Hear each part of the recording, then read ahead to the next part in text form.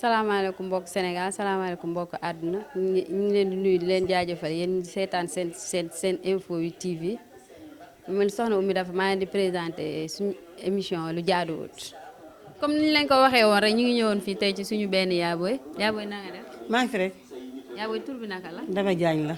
waaw maman Daba Jaañ dañ la doon laajte tey maanaam lu jaaduwut. Man de doom fi mu ne nii jamono dañu war doy waar boo xam ne bii ñëpp xam ne jaaduwut fi mu ne nii ndax fi mu ne nii comme mag yi tamit ñun fi mu ne nii maasa bi lañ yaakaar ñu ngi dem ak dikk di jaay uti lu andi ci kër yi ak njaboot gi sët yi te fi mu nekk nii feebar bi tax na fi mu ne nii kenn mënut a dem fenn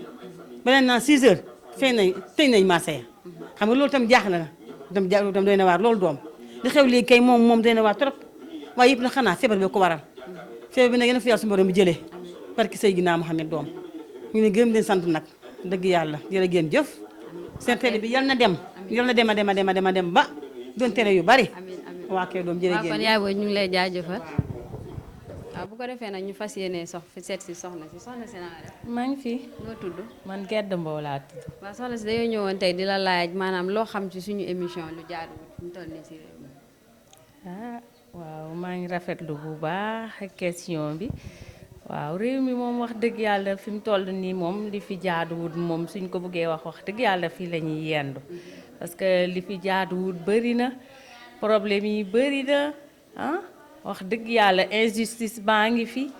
lépp te loolu yëpp ci lu jaaduwul la bokk waaw léegi da ngay gis koo xam ne ni dañ lay tooñ yóbbu la ci yoon sax affaire bi ëlbatiku ci yow moom mi la tooñ mu am dëgg yow mi nga xam ne yaa nekk ci dëgg yow ngay mujj féetewoo toor bi xam nga loolu yëpp ci lu jaaduwul la nekk la bokk waa tey ji ak réew mi tamit fi mu toll affaire yi dëgër na ak feebar beeg yooyu doy na waar daal li jaaduwul ci dëkk bi daal wax dëgg yàlla bëri na waaw. dëgg la kay waa ak feebar bi nii noo ko dundee fi mu toll. waaw feebar bi moom wax dëgg yàlla fi mu toll nii moom macha allah nit ñi sonn nañ xanaa daal ñu respecter mesures barrières yi liñ ñu sant ñu def ko ndax feebar bi gaaw génn ci dëkk bi ku nekk delluwaat ci sa yitte. parce que wax dëgg yàlla daal comme loolu rek moo ñu ci mën a jàppale moo ñu ci mën a dimbale